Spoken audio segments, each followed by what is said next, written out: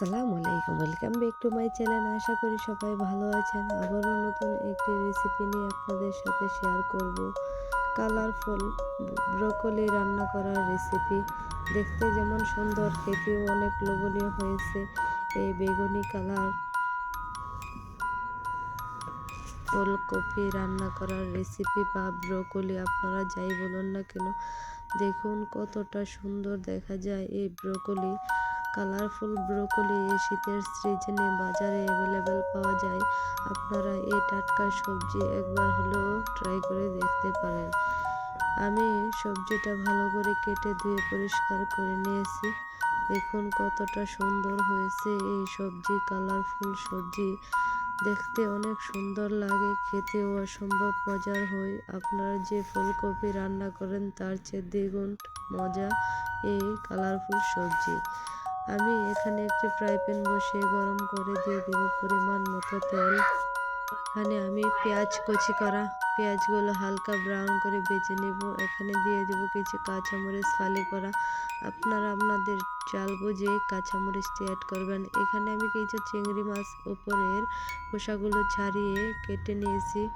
আপনারা চাইলে আস্তও ব্যবহার করতে পারেন, কিন্তু যদি উপরের খোসাটা ফেলে আপনারা রান্না করেন তাহলে মশলাগুলো ভিতর পর্যন্ত যায়, খেতেও দারুণ হয়। আমি এখানে মশলা অ্যাড করব। দিয়ে দিব হাফ টিস্পুন হলুদের গুঁড়া, 1 টেবিল চামচের মতো মরিচের গুঁড়া, স্বাদ মতো লবণ। সবগুলো মশলা ভালো করে মিশিয়ে নিলাম। দিয়ে দিব এখানে আমি সামান্য একটু পানি দিয়ে মশলাগুলো, চিংড়ি মাছগুলো একটু কষিয়ে নিব।